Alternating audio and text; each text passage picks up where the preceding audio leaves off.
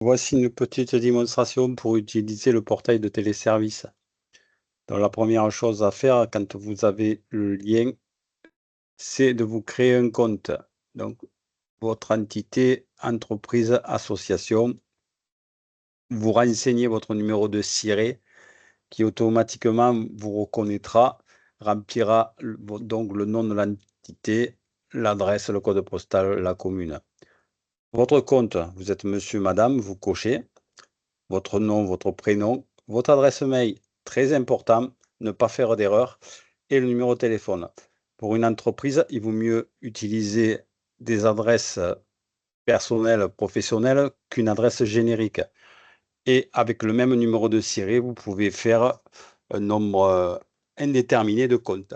Donc, vous validez votre inscription, vous allez recevoir un lien à l'adresse que vous avez indiquée. Il faudra finir de compléter le formulaire et on vous demandera de créer un mot de passe et vous aurez accès à la page d'accueil. Donc, connexion entreprise, vous vous connectez. Donc, moi, mon mot de passe est enregistré. Connexion. Donc, vous arrivez sur un tableau de bord, la liste de vos demandes, pour ajouter une demande, pour faire des recherches, visualiser les demandes, l'affichage en cours.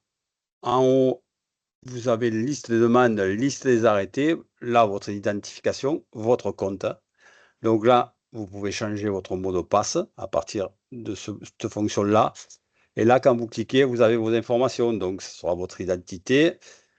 Et bien sûr, il ne faut pas oublier de cliquer « Je souhaite recevoir des sollicitations par mail ». En effet, quand c'est activé, vous avez un chat qu'on verra un peu plus tard. Et si vous avez échangé avec l'instructeur, si l'instructeur vous a répondu et que vous n'allez pas régulièrement sur votre portail, vous avez une information le matin et le soir par mail en vous disant que vous avez un message. Donc, l'affichage, on peut le changer et toutes les demandes. Donc, les actes, ils sont classés en fonction de la statut. Donc, il y en a en attente de complément, en brouillon, en demande terminée. Là, quand vous avez fait une demande et que vous voulez la renouveler, que c'est exactement au même endroit, vous pouvez dupliquer la demande et ça vous fait la demande automatiquement. Là, ce sont tous les actes qui sont en brouillon, en attente d'instruction, en attente d'obtention. Voilà. Je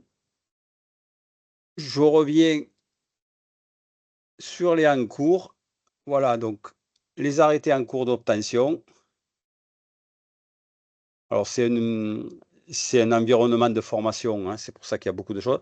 Ceux qui sont en attente de complément, en attente d'instruction, et ça, c'est les brouillons qui ne sont pas validés encore. Vous voyez, quand vous voyez ça, aucune localisation, ça ne partira pas. C'est que la demande est incomplète. Je vous fais visiter la partie donc, de ces demandes sur l'agence qui est concernée. Donc, l'opérateur, l'instructeur, il a cette vision dans les rédactions en cours, les arrêtés qui sont en demande de correction, ceux qui sont en demande d'avis, s'il y a un tiers, en attente de première validation et en attente de signature. Donc, je reviens sur le portail. Quand vous faites une demande, donc vous arrivez sur cette page, il vous faut être précis. Est-ce que le bénéficiaire de l'arrêté est différent du demandeur? Oui, non. Si c'est une entreprise qui demande pour le code d'un concessionnaire, il faut dire oui. Si c'est un concessionnaire qui demande pour son propre code, non. Une entreprise pour son propre code, non. Là, il faut dire ce qu'on veut faire, trahicher, je ne vais pas compléter tout, hein. OK. Cette demande est-elle liée à un arrêté existant? Si vous faites une demande d'arrêté de circulation pour une permission de voirie qui est déjà prise et qui a été prise avec ce logiciel, il faut répondre oui. Ça prolonge un arrêté existant ou ça abroge, c'est une demande initiale. Votre demande concerne une permission de voirie, de la police de circulation, des manifestations sportives, de l'urbanisme. Donc c'est, vous devez choisir une sous-catégorie, hein, chaque fois. Donc par thème, vous avez, différentes sous-catégories. Là, c'est les accès et l'alignement. Pour les manifestations, idem. Vous avez, plein d'items. La police à circulation, donc vous avez, chantier courant et chantier courant non courant, et là, maintenant, sur la production, vous avez les demandes de dérogation et là, les permissions de voirie, vous avez plein de sous-catégories. On va partir au plus simple, on va faire un arrêté de circulation, on va mettre une sous-catégorie, un chantier courant. Là, vous avez la possibilité de choisir le schéma, si vous les connaissez, hein, c'est tous les schémas du CETRA. Donc là, on prend le premier, le plus simple. Permission de voirie existante, oui, non. Là, on va mettre non. Le numéro de téléphone d'astreinte, donc obligatoire, autrement, ça part pas. La précision sur la localisation des travaux, donc à droite, chaussée. Passage en souterrain, non. Non, on va faire. Demande urgente, si c'est pour travailler le jour même, vous cliquez, il vous faut donner le motif de l'intervention. Autrement, si vous cliquez directement, le délai de 15 jours s'applique et vous ne pouvez pas cliquer avant. Donc, les heures d'exécution, c'est pas obligatoire, mais si vous les connaissez, vous pouvez les mettre. Voilà. Et après, l'instructeur, lui, corrigera si besoin. Donc ça, c'est obligatoire. Le soir, le week-end, les jours fériés, jour éventuel, les travaux seront interrompus. Les travaux sont interrompus, mais les restrictions de circulation sont maintenues. Les travaux continuent, mais les restrictions de circulation sont maintenues. Donc là, on prend le plus simple. Donc si j'ai tout bien rempli, je vais pouvoir passer à la localisation. Voilà. Et j'arrive sur la carte donc de l'Hérault.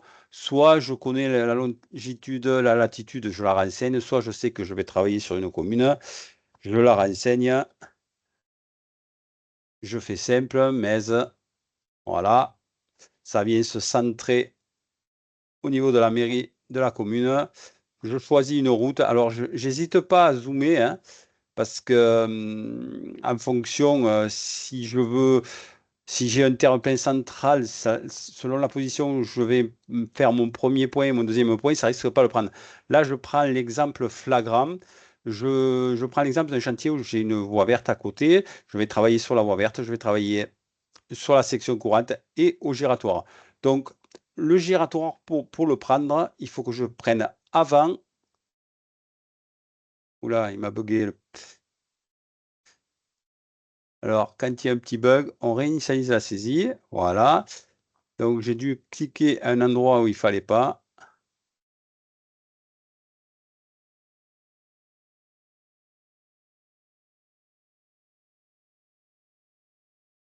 Alors, il faut laisser le temps que ça se charge. Vous voyez, vous avez les flèches par sens.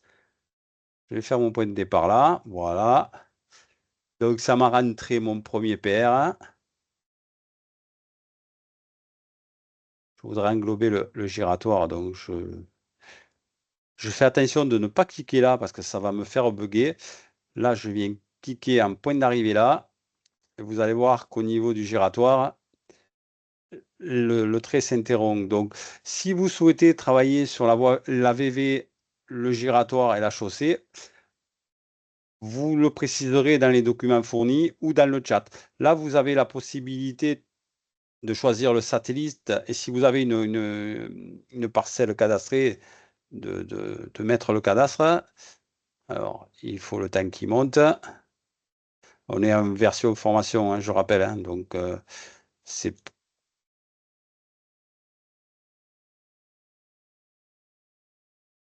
bon, il va pas marcher. Ah, ouais, elle est pas à jour, donc vous inquiétez pas, sur la prod, ça fonctionne. Donc là, je suis OK. Je pourrais rajouter plusieurs localisations sur la même commune, hein, toujours le même principe, un point de départ, un point d'arrivée. On peut faire un point ponctuel, mais si vous le faites dans un giratoire, ça ne fonctionnera pas selon où vous le faites. Le plus simple, c'est de faire, comme je vous l'ai dit tout précédemment, un point linéaire, point de départ, point arrivée. Si vous êtes OK avec ça, vous enregistrez. Là, vous avez le récap de ce que vous avez saisi, hein.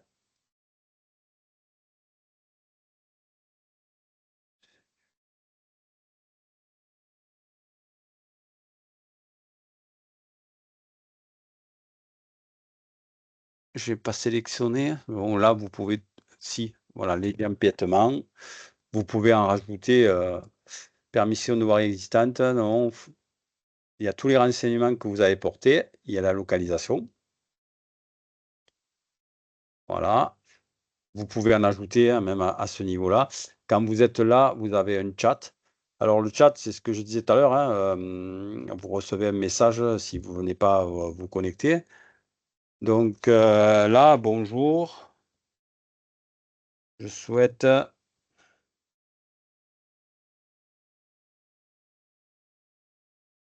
effectuer des travaux sur la chaussée, la VV et le giratoire. Détail dans le plan en PJ. Ça veut dire que là, si vous avez un plan bien défini, vous allez sélectionner,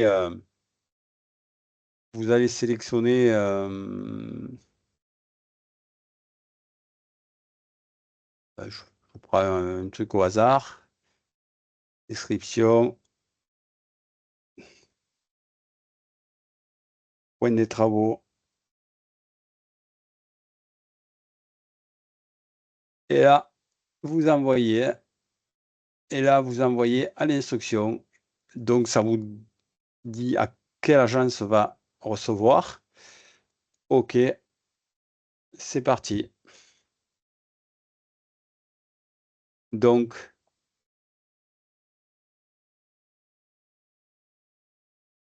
automatiquement, il est en attente d'instruction. Il vient se mettre en haut de la liste. Donc, vous pouvez voir la discussion. Donc là, il n'y a personne qui vous a répondu, hein. Quand vous connectez là, vous avez tous les éléments que vous avez fournis. Là, on revient sur la liste de demande. Donc, maintenant, je vais passer de l'autre côté, côté instructeur. Donc, je viens sur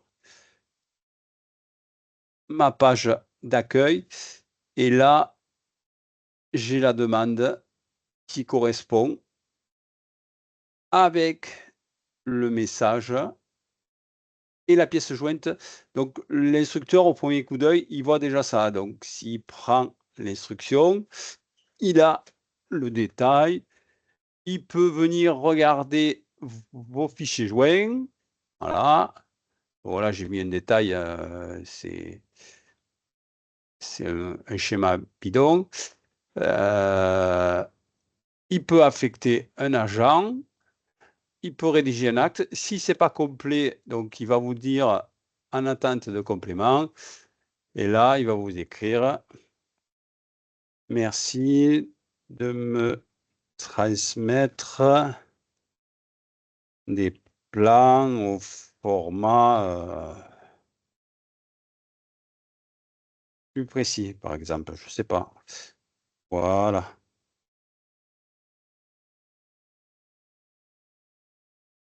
Et il vous l'envoie.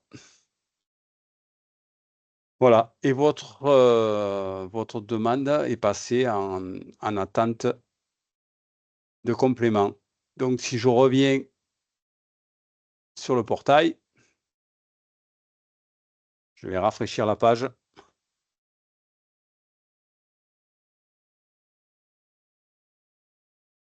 Donc là, vu que j'y suis, je ne suis pas notifié. Mais si je viens accéder à la discussion, voilà, vous avez en direct ça. Voilà, je vous remercie pour l'attention que vous porterez à ce, petit tuto, hein. Désolé pour la qualité du son et de la voix, je ne suis pas un pro. Bonne journée.